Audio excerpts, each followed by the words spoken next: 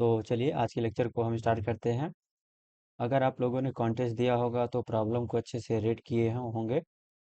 अगर आप लोगों ने कॉन्टेस्ट अगर नहीं भी दिया है तो पहले आप पॉज करिए और पहले क्वेश्चंस को अच्छे से रीड करिए, फिर उसके बाद क्वेश्चन को सॉल्व करना स्टार्ट करिए।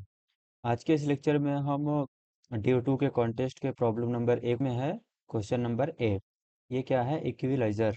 तो इस प्रॉब्लम को हम ऐसे ही पहले हम बता देते हैं, फिर उसके बाद हम लाइन बाय लाइन रीड करेंगे। देखिए, हमारे पास दो प्लेयर हैं, एक है यस और एक है सोनक। ये दोनों अपने जो पिछले लास्ट वाले आ रहे हैं झगड़े को सुलझाने के लिए, यहाँ है ना कि लॉन्ग सेटल, तो वो अपने झगड़े को सुलझाने के लिए एक गेम अरेंज करते हैं। और वो गेम इस प्रकार से अरेंज करते हैं कि उनके पास एक एरे होता है और उसमें एन इंटीजर्स होते हैं। देखिए यहाँ पे है एक एन इंटीजर्स होते हैं। और वो गेम को स्टार्ट करते हैं हमारे सौनक भाई, ये जो पहले प्लेयर हैं ये ही स्टार्ट करते हैं। और ये क्या करते हैं कि एरे पर जाते हैं, क्योंकि हर एक एरे के एलिमेंट पर जा जा करके मूव करते हैं उसे। विन प्लेयर कौन माना जाएगा? जो लास्ट टाइम उसको मूव करेगा। और मूव करने में ये क्या करते हैं कि किसी भी आप एलिमेंट पर जाइए, यहाँ है ना ए ऑफ आई, तो किसी भी एलिमेंट पर जाइए और उसको डिक्रीमेंट बाई वन, जो लास्ट में उसको डिक्रीमेंट कर रहा होगा बाई वन से, तो वही इस गेम को जीत जाएगा। ये तो रही हमारा सिंपल सा बात कि पहले हमारे रौनक भाई जाते हैं वहां पर, किसी भी एलिमेंट पर जा करके उसको एक से डिक्रीमेंट कर देते हैं। फिर हमारे यस जाते हैं, फिर उसको डिक्रीमेंट करते हैं। फिर ऐसे ऐसे करके ऑल्टरनेटिंग चलता जाता है। लेकिन इस गेम में एक ट्विस्ट भी है, और ट्विस्ट कहाँ पर है देखिए, यहाँ पे है कि सौनक भाई के पास एक स्पेशल केस है। इनके पास एक स्पेशल चाल है जिसे बोलते हैं, और वो गेम के दौरान एट मोस्ट वंस, मैक्सिमम से ज़्यादा बार एक बार इस्तेमाल कर सकते हैं। चाहे तो वो उपयोग ना भी करें तो भी कोई दिक्कत नहीं है, लेकिन वो मैक्सिमम टाइम एक ही बार यूज़ कर सकते हैं। और ए एफ आई तो ये तो पता ही है कि ऑल एलिमेंट्स, तो यहाँ क्या है कि स्पेशल वैल्यू ऑफ के। तो इनके जो चाल है वो, कि जब वो उस चाल का उपयोग करते हैं तो सभी जो एरे के एलिमेंट्स हैं रिप्लेस हो जाते हैं। कि देखिए ऑल एलिमेंट्स ए आई, जो एरे के सभी एलिमेंट्स हैं, set to a special value k that is given initially. तो जो हमारे इनिशियली वैल्यू हमारे एरे में होते हैं वो सभी के सभी सेट हो जाते हैं के से। और यही है इनके पास पावर। तो इसमें पूछा क्या गया है आउटपुट, कि assuming both players play optimally determine if Sounak can always win. तो हमें ये डिटरमाइन करना है कि सौनक कब कब जीत रहे होंगे इस गेम को। क्योंकि देखिए, सौनक पहले प्लेयर हैं जिन्होंने इसको स्टार्ट किया हुआ है। और फिर उसके बाद हमारे आते हैं एयस। और जो हमारे ए ऑफ आई की वैल्यू होगी वो 1 से 1000 के बीच में होने वाली है। और each test case print yes, आपको यस प्रिंट करना है जब जब सौनक जीत रहे होंगे। और अगर सौनक नहीं जीत रहे होंगे तो वहाँ पर नो प्रिंट करना है। बस यही है यहाँ पे। तो चलिए पहले हम इसके कंसेप्ट को और अच्छे से समझ लेते हैं कि पीडीएफ ओपन करते हैं। तो यहाँ पे क्या है कि स्टार्ट क्या कौन करते हैं, हमारे सौनक स्टार्ट करते हैं इस गेम को। और जो टोटल मूव्स अगर ओड हुआ, क्योंकि देखिए मान लेते हैं ये एरे है, इसमें 5 टाइम्स आएंगे पहले। अगर सौनक आए हैं तो इसको 4 करेंगे, फिर यस आएंगे तो इसको 3 करेंगे। ऐसे ऐसे 1 से डिक्रीज करते जाएंगे। तो अगर हमारे पास टोटल मूव्स ओड हुआ तो हमारे फर्स्ट प्लेयर विन हो जाएंगे। क्यों? क्योंकि इनकी जो टर्न्स आ रही हैं 1 पे है, 3 पे है, फिर 5 पे है। तो इनकी जो टर्न्स आ रही हैं वो ओड ओड हैं, इसलिए ये सोनक जीत जाएंगे इसमें। अगर इवन आ जाता है तो यस जीत जाएंगे इसमें, क्योंकि वो सेकंड प्लेयर हैं हमारे। देखते हैं हम स्पेशल पावर क्या है सौनक भाई के पास। तो मैक्सिमम 1 टाइम इसको अप्लाई कर सकते हैं स्पेशल पावर को वो। और जो लास्ट में मूव, वही विन। तो इसी को हमने देखा कि जो लास्ट में मूव करते हैं उसे, वही इस गेम के विजेता होंगे। तो इसमें है कि ऑल ए आई रिप्लेस के, अगर ये सौनक इस स्पेशल पावर का यूज करते हैं तो सभी जो ए आई एलिमेंट होगा सभी को रिप्लेस करके के कर दिया जाएगा। अब देखिए अगर ये स्पेशल पावर का यूज नहीं करते हैं, अगर वो स्पेशल पावर का नहीं यूज करते हैं तब कैसे जीतते हैं देखिए। अगर वो स्पेशल पावर का नहीं यूज कर रहे हैं, इसका मतलब टोटल जो सम होना चाहिए हमारा ओड होना चाहिए। तो सम वही होगा जो सभी एलिमेंट का सम होगा। क्योंकि हमारे पास देखिए, अगर हम टोटल मूव से निकालें तो इसमें टोटल मूव्स कितने होंगे, तो 8 होंगे। यहाँ पर इवन है।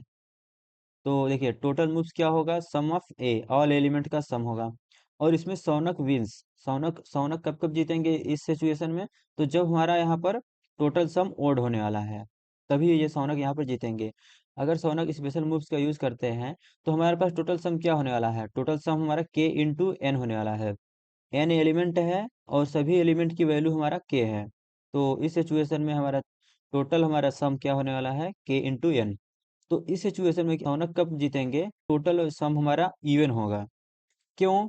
क्योंकि जब वो स्पेशल मूव्स का यूज करेंगे तो उसमें भी उनकी एक टर्न्स इनकी चली जाएगी। तो इस सिचुएशन में भी इनकी this move replace his normal turn, कि दिस मूव, ये मूव उनकी जो नॉर्मल टर्न्स है उसी में से यूज किया जाएगा। तो यहाँ पर जब ये स्पेशल पावर का यूज कर रहे हैं तो अपने इन्होंने एक अपने टर्न्स को यहाँ पर खो दिया है।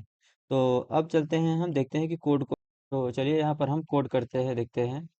तो यहाँ पर हमने इसको कोड को कंप्लीट कर दिया है। इसे हम लिखते, और इससे अच्छा है कि हम पहले ही लिख दिए हैं। देखिए, पहले हम नंबर ऑफ टेस्ट केसेस को इनपुट कराए हैं यहाँ पे। हर एक बार टेस्ट केसेस को माइनस माइनस करते जाएंगे। और यहाँ पर हमने लिया है नंबर साइज ऑफ एरे। यहाँ पर हम सम को 0 से इनिशियलाइज किए हैं, कि हम इसी सम से हम चेक करेंगे कि क्या हमारा सम इवन है या सम हमारा ओड है। उसी के बेस पे हम उनके जो विनर्स हैं उनको हम डिसाइड करने वाले हैं। चाहे तो हम ऐसे भी इनपुट ले सकते हैं, इसमें कोई लोड लेने वाली बात नहीं है, क्योंकि हमको अल्टीमेटली हम तो हर बार उसको इनपुट कराएंगे ही। तो इस एलिमेंट को हम अगर एरे में कलेक्ट करते तो भी अच्छा है, अगर हम एरे में नहीं यूज कर रहे हैं तो भी कोई बात नहीं है। यहाँ पे सी इन मतलब हम हर बार इनपुट ले रहे हैं। जितनी बार हम इनपुट ले रहे हैं उन सभी इनपुट को हम एक सम वेरिएबल में हम कलेक्ट करते चले जा रहे हैं, हर बार इसे ऐड करते जा रहे हैं। अगर हम इसे एरे में भी स्टोर करते ताकि हम किसी और जगह पर इसको अप्लाई भी कर सकते थे, लेकिन हमें किसी और जगह पर अप्लाई नहीं करना है। यहाँ पर केवल हमको डिसाइड करना है कि कौन जीतने वाला है। तो यहाँ पर अगर हम एरे का यूज करते हैं तो भी गुड, अगर नहीं कर रहे हैं तो भी अच्छा है, क्योंकि हमें अल्टीमेटली सम ही चाहिए। चाहे हम एरे की वैल्यू को सम कर लेते, चाहे तो हम इसको ही सम कर लेंगे, इसमें कोई दिक्कत वाली बात नहीं है। इस लूप के अंदर हमने क्या किया कि सभी एलिमेंट को हमने अच्छे से एंटर कराया और उसका हमने सम हमने कैलकुलेट कर लिया। अगर हमारा सम अगर ओड है तो भी यहाँ पर हमारे सौनक जीतेंगे और हमको ये यस प्रिंट करना होगा।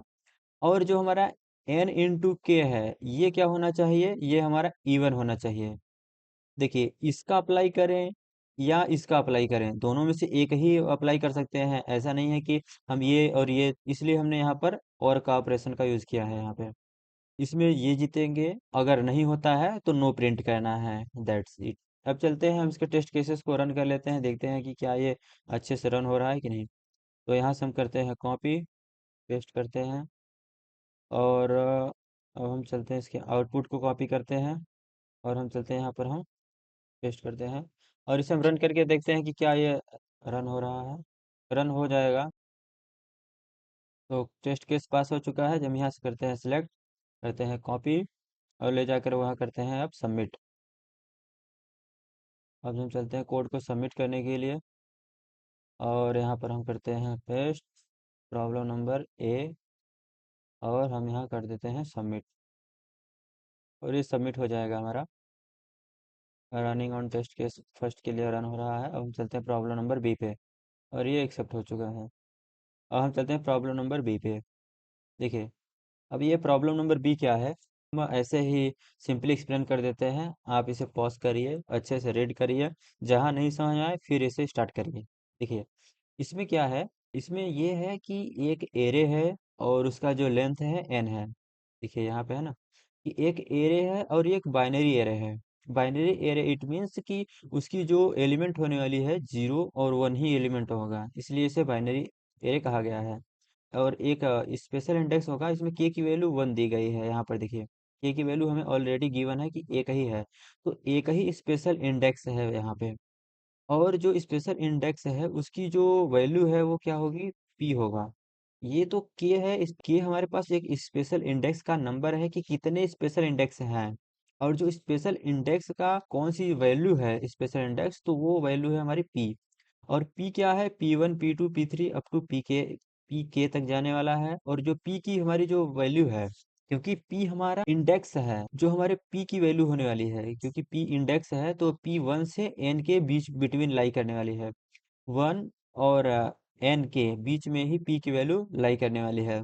पी की जो इंडेक्स वैल्यू होगी, क्योंकि देखिए, ये तो पी जो रहा हमारा इंडेक्स रहा, ए P1, ये P1 क्या हो गया, वो इस उस इंडेक्स की वैल्यू है। तो वो जो इंडेक्स की वैल्यू है वो सबका सब सेम हो जाने वाली है यहाँ पे। तो हमारे पास एक एरे गिवन होगा और उसमें जो हमारे पास एक स्पेशल इंडेक्स होगा, उस स्पेशल इंडेक्स के सारे वैल्यू सेम होंगे। ये यहाँ तक समझ में आ गया होगा। अब हम आगे चलते हैं। चूज अ रेंज, तो हमें एक रेंज चूज करनी है और वो रेंज 1 से n के बीच में ही होने वाली है। देखिए यहाँ से 1 से और n के बीच में होगी, और इन्हीं रेंज के बीच में हमारी p की वैल्यू लाई करनी होगी। देखिए यहाँ पे है कि range contains at least one special index, तो एक स्पेशल इंडेक्स उस रेंज के बीच में लाई करनी चाहिए। और उनके बीच में ही हम फ्लिपिंग स्टार्ट करेंगे। फ्लिपिंग मतलब है कि अगर हमारी जो इंडेक्स वैल्यू जीरो है तो उसे वन कर देंगे, अगर वन है तो उसे जीरो कर देंगे। ये यहाँ पर इसका कंसेप्ट है। ए of P1, A of P2, तो ये जो सभी के सभी वैल्यू इक्वल से हैं, वो किसके इक्वल हैं, तो वो इक्वल है x के। यहाँ पर देखिए क्या है, find the minimum number of operation required to make all element of the array equals to x। इसका मतलब ये है कि हमारे पास मिनिमम कितने ऑपरेशन परफॉर्म करने होंगे कि इस एरे की जो एलिमेंट है वो सभी एलिमेंट हमारे x के इक्वल हो जाएं। तो ये है कि लेंथ ऑफ द एरे वो n है। यहाँ पर हमें देखना रहता है कि ये कितनी है, तो हमें इसके लिए लॉन्ग लॉन्ग लेना पड़ सकता है, उसे भी हम लेंगे। क्योंकि 10 की पावर 5 है तो 5 तक तो नहीं, बल्कि जब 10 की पावर 9 जाता है, 10 जाता है तो हमें। और बाकी तो कुछ नहीं है। यहाँ पर इनपुट है कि हमें इनपुट किस प्रकार से लेना है, स्पेशल इंडेक्सेस, जनरेट दैट, ये सब तो है। और हमें आउटपुट क्या लेना है, आउटपुट और सिंगल इंटीजर, हमें एक सिंगल इंटीजर देना है, वही है कि minimum number of operation applied. तो हमारे पास मिनिमम नंबर ऑफ ऑपरेशंस कितने रिक्वायर्ड होंगे ताकि सभी एरे के सभी एलिमेंट्स एक्स के इक्वल हो जाए। देखिए प्रॉब्लम नंबर बी में क्या है कि यहाँ पर जो हमारे पास एरे है वो बाइनरी एरे है, इसमें एलिमेंट 0 और 1 होने वाला है, जिसे हम पहले ही देख चुके हैं। एन एलिमेंट है, और के क्या है, नंबर ऑफ स्पेशल इंडेक्स, और यहाँ पर 1 है, ये हमें पहले से ही गिवन है। और यहाँ पर क्या है, पी एक स्पेशल इंडेक्स है। तो हमने पहले ही देखा कि जो पी क्या है वो एक स्पेशल इंडेक्स है, और इंडेक्स की जो सभी की सभी वैल्यू है वो सबके सब वैल्यू सेम है, इसे भी हमने देखा अच्छे से। और जो हमने रेंज जो हमें लेना है, क्योंकि हमें एक एरे दिया गया है और हम उस एरे में एक रेंज चूज करेंगे, और उसी रेंज में हमारा स्पेशल इंडेक्स भी आना चाहिए। देखिए यहाँ पे है कि जो हमारे स्पेशल इंडेक्स है इन दोनों के बिटवीन लाई करना चाहिए। एज्यूम पी एक सेंटर है। अब हम बात करते हैं प्रोसेस की कि इसे हम सॉल्व कैसे करेंगे, इस प्रॉब्लम को। तो इस प्रॉब्लम को सॉल्व करने के लिए हम एज्यूम कर लेंगे कि हमारा जो पी है वो सेंटर है। पी क्या है, हमारा स्पेशल इंडेक्स है, और उस स्पेशल इंडेक्स की जो वैल्यू है ए ऑफ पी, ये हमारा एक्स के इक्वल होने वाला है, और हम इसी को लेकर के सभी एरे में हम असाइन कर देंगे, क्योंकि सभी वैल्यू को हमें एक्स के इक्वल करना है। तो यहाँ पे क्या है कि हम इसमें लेफ्ट वैल्यू एज्यूम कर लेंगे इसे, और इसे हम राइट एज्यूम कर लेंगे, और इसे हम सेंटर मान लेंगे। और हम क्या करेंगे यहाँ पर, फ्लिप फ्लॉप का यूज़ करेंगे, क्योंकि हमें जब भी हमें सिलेक्ट करना है जिस भी वैल्यू को, वहाँ पर हमें फ्लिप फ्लॉप यूज़ करना है। अगर जीरो है तो 1 के इक्वल कर देंगे, अगर 1 है तो वहाँ पर जीरो के इक्वल कर देंगे। यहाँ पे कि राइट साइड ऑपरेशन को परफॉर्म करने के लिए ट्रांजिशन कितने इस्तेमाल करने पड़ रहे हैं, मान लेते हैं यहाँ पर अगर 5 है और इधर हमें 3 लग रहा है, तो हमें टोटल ऑपरेशन कितने लगेंगे, 3 + 5? नहीं, हमें केवल और केवल 5 ऑपरेशन लगेंगे, क्योंकि हमें जितनी बार हम राइट में ऑपरेशन परफॉर्म करेंगे उतनी टाइम से हमें लेफ्ट में भी ऑपरेशन परफॉर्म करेंगे। तो हमें इन दोनों का सम नहीं, बल्कि इन दोनों का मैक्सिमम हमें देना पड़ेगा। अगर हम 3 दे देते हैं तो इसके लिए 5 का रिक्वायर्ड है, तो ये रह जाएगा। तो ये भी हो जाए, और साथ साथ हम इस पे भी ऑपरेशन परफॉर्म करेंगे, क्योंकि हमें सभी एरे के एलिमेंट्स को हमें फ्लिप फ्लॉप करना है। तो हम मैक्सिमम टाइम अगर हम अप्लाई कर देते हैं तो ये ऑलरेडी हमारा हो जाएगा। इसलिए हम इन दोनों का मैक्स हमें रिटर्न करना है। यहाँ पर देखिए, ऑल एलिमेंट्स फ्लिप, तो हमें आउटपुट क्या देना है, minimum number of operation require to make all elements of the array is x. तो हमें सभी एलिमेंट्स को एक्स आउटपुट देने के लिए हमें कितने ऑपरेशंस परफॉर्म करने पड़ेंगे। तो अब यहाँ पर हम कोड करना स्टार्ट करते हैं। तो हमने यहाँ पर कोड कर दिया है। अब हम जिसे हम एक्सप्लेन कर देते हैं कि हमने यहाँ पर क्या क्या किया हुआ है। तो यहाँ पर हमने एक मेन फंक्शन हमने यहाँ से स्टार्ट किया हुआ है। पहले हम सभी टेस्ट केसेस को इनपुट लिए और हर टेस्ट को 1 से डिक्रीज करते चले गए। इसके बाद हम कॉल कर रहे हैं सॉल्व फंक्शन को। तो सॉल्व फंक्शन को हम देख लेते हैं कि कहाँ पर लिखा गया है। तो ये रहा हमारा सॉल्व फंक्शन। इसे हम देख लेते हैं कि ये किस प्रकार से वर्क करता है। तो सबसे पहले हमने क्या किया कि इन दोनों को हमने इनपुट लिया, साइज ऑफ एरे, और यहाँ पर हमारा है स्पेशल इंडेक्स। और हमने इस जो एरे में हमने इन सभी वैल्यू को पहले इनपुट कराया। यहाँ पर फर्स्ट लूप हमारा यही है कि हमने यहाँ पर सभी वैल्यू को हमने इनपुट करा लिया है यहाँ पे। तो हमारे पास जो एरे है वो प्रॉपर रेडी हो चुका है। अब हम क्या करेंगे कि अब यहाँ पर हम इनपुट कराएंगे हमारे स्पेशल इंडेक्स को, ताकि हम वहाँ से उस एरे के स्पेशल वैल्यू को हम ले सके वहाँ से। तो हमने सबसे पहले उसे इनपुट कराया स्पेशल इंडेक्स को, और जो स्पेशल इंडेक्स है वहां से हमने इसको 1 से डिक्रीज किया। पी इंडेक्स पे जो एरे की वैल्यू है उसे हमने एक्स में असाइन कर दिया। अब हमारे पास एक्स में स्टोर है। अब हम क्या करेंगे, दो वैल्यू लेंगे हम। ये है नंबर ऑफ ट्रांजिशन, हमें लेफ्ट में कितने ट्रांजिशन परफॉर्म करने पड़ रहे हैं और हमें राइट में कितने ट्रांजिशन परफॉर्म करने पड़ रहे हैं। जो हमारे पास मैक्सिमम होगा उसे ही हम रिटर्न करेंगे। अगर हमने मिनिमम वाला रिटर्न किया तो एक ऑपरेशन हमारा अधूरा रह जाएगा और इससे हमें पूरी एरे की पूरी वैल्यू हमें असाइन नहीं कर पाएंगे हम। इसलिए हमें मैक्सिमम, इन दोनों में से जो मैक्सिमम होगा उसे ही हम रिटर्न करेंगे। तो सबसे पहले हम देखते हैं लेफ्ट वाले में, देखते हैं सेम प्रोसेस हम फॉलो करेंगे राइट में।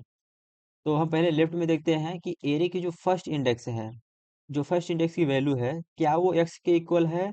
अगर नहीं है तो यहाँ पर एक परफॉर्म यूज हो चुका है, तो हम लेफ्ट को असाइन कर देंगे 1। अब यहाँ पर लेफ्ट 1 असाइन हो गया। इसी प्रकार से सिमिलर हम लेफ्ट की वैल्यू को इंक्रीज करते जाएंगे। देखिए, यहाँ पर हम क्या करेंगे, लेफ्ट की वैल्यू को इंक्रीज करते जाएंगे। अगर ये इक्वल नहीं है तो, अगर ये इक्वल है, अगर इक्वल नहीं है तो ही हमारा लेफ्ट वैल्यू क्या होगा, प्लस प्लस होगा। अगर लेफ्ट वाली वैल्यू हमारी एलिमेंट अगर इक्वल हो जाता है तो ये लूप फिर से रन होने लगेगा। और देखिए, हम सेंटर में पी को रखे हैं। हम कहाँ से कहाँ तक जा रहे हैं, पहले इतना ध्यान रखिए कि हम स्टार्ट कर रहे हैं 1 से। जो हमारे पास पी इंडेक्स है उससे हम कम ही जा रहे हैं, हम पी तक नहीं जा रहे हैं। तो यहाँ पर इस बात को ध्यान में रखना होगा कि हम पी तक प्रॉपर नहीं जा रहे हैं, हम पी को सेंटर रेज्यूम किए हैं। अब हम चलते हैं पी के आगे, क्योंकि हमने कहा हम 1 से पी तक तो आ गए। अब हम चलते हैं राइट साइड में, इसी तरीके से कैलकुलेट करेंगे। तो यहाँ पर हम देखेंगे कि क्या हमें लास्ट से पहला इंडेक्स, क्योंकि एन तो जाएगा नहीं हमारे पास एरे है तो हमारे पास एरे माइनस 1, एन माइनस 1 तक इंडेक्स वैल्यू होती है। तो हम लास्ट इंडेक्स पे जो हमारा एरे का एलिमेंट है उसे हम देखेंगे कि क्या हमारा 1 एक्स के इक्वल है कि नहीं है। अगर है तो कोई बात नहीं, ये हमारा रन ही नहीं होगा। अगर नहीं है तो हम राइट को असाइन कर देंगे 1, क्योंकि हमने एक ऑपरेशन तो यहाँ पर देख लिया कि हमें रिक्वायर्ड होगा यहाँ पे। उसी तरीके से हम क्या करेंगे, अब स्टार्ट करेंगे n-2 से। और n-2 से हम कहाँ तक आएंगे, जब तक कि हमारा p को इक्वल नहीं हो जाता है, क्योंकि यहाँ पर हमें p को भी इंक्लूड करना है यहाँ पे। और अगर ये इक्वल नहीं होता है तो राइट को भी हम प्लस प्लस करते चले जाएंगे। अब हम सी आउट करेंगे, और क्या हम आउट करेंगे, इन दोनों की मैक्सिमम वैल्यू। जैसा कि हमने देखा लॉजिक में कि हम इन दोनों के मैक्सिमम वैल्यू को क्यों आउटपुट देंगे, क्योंकि हमें ये करना है कि राइट भी हमारा हो जाए, और जो लेफ्ट में अगर कम ऑपरेशन भी लग रहे हैं तो कोई बात नहीं है, इसको हम ऑपरेशन परफॉर्म करते समय इसे हम ऑलरेडी कवर कर लेंगे। तो यहाँ पर हम दोनों को मैक्सिमम वैल्यू हम आउटपुट देंगे। तो चलिए हम इसके टेस्ट केसेस को चेक कर लेते हैं अब। तो हमने यहाँ से किया कॉपी इसको, और हम यहाँ करते हैं इसे प्रिंट कॉपी, और इसे हम करते हैं प्रिंट। तो अब इसे हम रन करते हैं। हाँ, तो ये हमारा टेस्ट केस पास हो गया है। तो चलिए अब हम चलते हैं अपने प्रॉब्लम नंबर सी की तरफ। ये प्रॉब्लम नंबर सी क्या है हमारा, इसमें है ग्रिड कवरिंग। जैसा कि नाम से ही पता चल रहा है कि ग्रिड को हम कवर करने वाले हैं इसमें। तो इसमें क्या है कि ये एक कहानी है कि इसमें एक प्रकुल नाम के एक स्टूडेंट हैं। ये अपने प्रॉब्लम को सॉल्व करते करते फ्रस्ट्रेट हो जाते हैं, तो क्या करते हैं कि अपने ही घर में जो उसमें टाइल्स लगी होती है, वो सभी टाइल्स को कवर करते हैं। ऐसे होते नहीं, कभी कभी हम बैठे रहते हैं तो एक पैर से उछल उछल करके सभी चीज़ों को ऐसे जाते हैं, कूद लगाते हैं।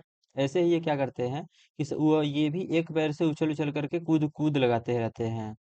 तो when he deep in thought, जब वो अपने इतने थॉट में पूरे तरीके से डूबे रहते हैं, he like jumping around his room in right but specific ways. ये कूदते हैं, लेकिन वो इस तरीके से कूदना स्टार्ट करते हैं, वो चाहते हैं कि हम सभी के सभी टाइल्स को अच्छे से कवर कर ले जाएं। तो he wonders if jumping if his manner can cover all the tiles of his room. वो इस तरीके से कूदना चाहते हैं कि वो सभी के सभी टाइल्स को कवर कर ले जाएं अपने रूम को, अपने रूम के टाइल्स को। अब देखते हैं किस प्रकार से ये चलना स्टार्ट करते हैं। Prakul's room can be considered as a grid a consisting of n rows m columns. तो अभी आप एज्यूम करिए कि आप चार्ट पेपर पर गए हैं, ग्राफ पेपर पे, वहां पर एन रो और एम कॉलम्स हैं वहां। तो he start from walking one one, मतलब हम वो इंडेक्स वैल्यू जब वहां पर वन वन होती है, एक अगर एज्यूम करिए तो ए वन वन से आप मैट्रिक्स को आपको समझ में आ रहा होगा कि वहां वो फर्स्ट से चलना स्टार्ट करते हैं अपने। और currently at a i and j, आप ग्राफ पेपर पे अगर एज्यूम कर रहे होंगे तो ए और ए आई जे पर पहुंच चुके हैं। He can be do either और द फॉलोइंग मूव्स, वो चाहे किधर भी जा सकते हैं, चाहे वो राइट जंप करें चाहे वो लेफ्ट जंप करें। देखिए यहाँ पे है ना कि स्टेप राइट टू, क्योंकि वहां पर है तो वहां से वो राइट भी जा सकते हैं और नीचे भी आ सकते हैं। तो यहाँ पे देखिए डाउन, तो वो नीचे आए ऊपर जाए कहीं भी वो मूव कर सकते हैं वो। अब फिर क्या है, a special restriction is that can be start either move but must alternate between them। तो वो वहां पर उनको अल्टरनेट करना पड़ेगा, पहले उनको नीचे आना पड़ेगा, देन उसके पास डाउन जाना पड़ेगा वहां पे। तो उनको ऑल्टरनेटिंग यूज करना पड़ेगा यहाँ पे। अब आउटपुट हम देखते हैं क्या है यहाँ पे, print s if Prakul can cover all the tiles from his room. अगर प्रकुल क्या करते हैं कि अगर सभी के सभी टाइल्स को वो कवर कर ले जाते हैं तो हमको वहाँ पर एस प्रिंट करना है, अगर नहीं कवर कर पाते हैं यहाँ पर हमें नो प्रिंट करना है। अदरवाइज एन नंबर ऑफ रो है, एम नंबर ऑफ कॉलम है, और ए क्या है यहाँ पर कि हमें डाउन मूव करना है, तो कितने डाउन्स मूव करना है यहाँ पे, कितने स्टेप्स को डाउन्स करना है यहाँ पे। तो यहाँ पर हमारा डाउन्स का हो गया। और राइट करने के लिए हमारे पास बी है कि कितने स्टेप्स हम जा सकते हैं। और ये सभी देखिए वन से लेकर के 10 के पावर 9 तक है, मतलब हम काफी लंबे जंप लगाने वाले हैं यहाँ पे। प्रकुल जो है, मैं तो क्या ही। चलो, तो चलिए इसे हम पहले थोड़ा कंसेप्ट को समझ लेते हैं और अच्छा क्लैरिटी हो जाएगी। तो देखिए यहाँ पर हमारा प्रॉब्लम नंबर सी है, इसमें प्रकुल है, थिंक क्या करते हैं वो, क्या कमरे की सारी टाइल्स कवर हो सकती हैं। तो वो सोचते हैं क्या हमारी सारी टाइल्स कवर हो सकती है कि नहीं। तो ये रहा हमारे पास कॉलम, ये रहा रो, तो इधर राइट जा सकते हैं, इधर वो डाउन आ सकते हैं यहाँ पे। तो ये एन क्या है, नंबर ऑफ रोज है, और ये नंबर ऑफ कॉलम्स। स्टेप्स यानी नीचे अगर कूदना चाह रहे हैं तो ए स्टेप्स नीचे कूद सकते हैं वो। अगर वो राइट जाना चाहते हैं तो वो इतने स्टेप्स राइट जा सकते हैं। और उनको सभी टाइल्स को कवर करना है। ऐसा नहीं है कि इसे कूद करके अगर वो यहाँ पर चले आए तो इसे फिर नहीं कवर करेंगे, इसे भी कवर करना पड़ेगा इनको, चाहे ये वापस आए, चाहे तो कैसे भी करके इन्हें कवर करना ही करना है। तो अब हम देखते हैं इसमें कंसेप्ट क्या हम यूज करेंगे। कंसेप्ट हमारा ये रहेगा कि रो को हम को प्राइम रखने वाले हैं और कॉलम को भी हम को प्राइम रखने वाले हैं। और ग्रिड जो होगी वो दो से ज्यादा नहीं होगी। अगर दो से ज्यादा अगर ग्रिड हो जाएगी तो वहां पर वो उनको उनका वो पूरे का पूरा उसी लूप में पजल हो जाएंगे और इस प्रॉब्लम को सॉल्व हम कभी नहीं कर पाएंगे। तो इस कंडीशन को हम सॉल्व करने के लिए हम जीसीडी का यूज करेंगे, ग्रेटेस्ट कॉमन डिवाइजर।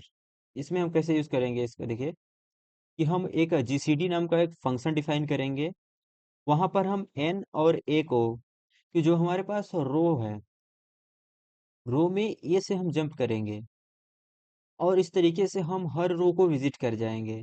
सिमिलरली हम कॉलम में भी यही ऑपरेशन परफॉर्म करेंगे।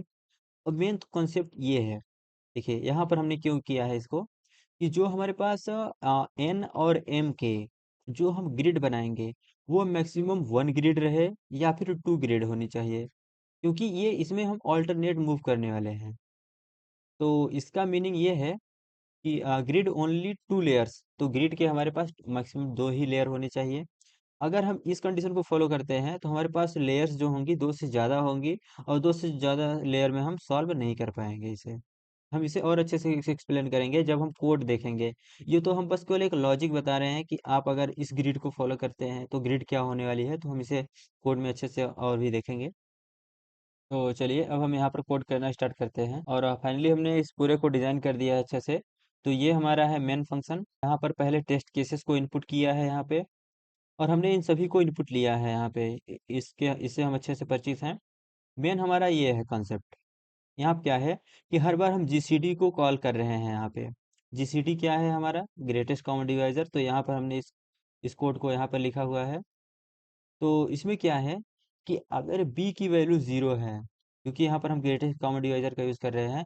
अगर b की वैल्यू ज़ीरो है ऑलरेडी, तो हम यहाँ पर a को रिटर्न ही कर देंगे। अगर नहीं है, कि फिर से हमारा जीसीडी कॉल होगा, और फिर से वही यहाँ पर फिर से रिकर्सिव कॉल होगी। अगर b की वैल्यू ज़ीरो है तो देन ये, नहीं तो ये, फिर से वही होगा कि a को हर बार हम डिवाइड करते चले जाएंगे b से। जो हमारे पास यहाँ पर b की वैल्यू है वो a हो जाएगी, और a की वैल्यू हमारी b हो जाएगी। रिमाइंडर बचता है वही यहाँ पर लिखा जाएगा। और इस तरीके से ये हम हर बार इस रिकर्सिव इसी फंक्शन को कॉल करते जाएंगे। इस इन दोनों से हमें ये पता होगा कि इन दोनों का जो हमारे पास जीसीडी होने वाला है, ग्रेटेस्ट डिवाइजर, अगर वो इक्वल टू वन हुआ, तो हम हर एक रो को वहां पर हम पहुंच पाएंगे। और इसी सिमिलरली हम यहाँ पर हर एक कॉलम को वहां पर विजिट कर पाएंगे। और और इन दोनों के बीच में हमने और का यूज किया हुआ है। क्यों? क्योंकि या तो वो वन ग्रिड में डिवाइड होगा, या तो वो टू ग्रिड में डिवाइड होगा। इन दोनों में से एक, किसी न किसी एक ही ग्रिड में डिवाइड होगा। तो जो हमारा ग्रिड है इन दोनों में से किसी न किसी, या एक लेयर का होगा या दो लेयर का होगा। इससे ज़्यादा अगर हुआ तो वो हमारा प्रॉब्लम सॉल्व नहीं हो पाएगा। तो अगर इतना हुआ तो हम यहाँ पर यस प्रिंट कर देंगे कि हाँ, वो सभी अपने टाइल्स को वो कवर कर ले जाएगा। अगर नहीं हुआ तो हम यहाँ पर नो प्रिंट कर देंगे। दैट्स इट, हमारा यहाँ पे प्रॉब्लम सॉल्व हो गया। अब हम टेस्ट केस को करते हैं यहाँ से कॉपी, और हम इसे करते हैं यहाँ पे कॉपी किया हमने, पेस्ट। फिर से करते हैं यहाँ पे हम कॉपी, यहाँ हमने किया पेस्ट। अब हम इसे रन करते हैं,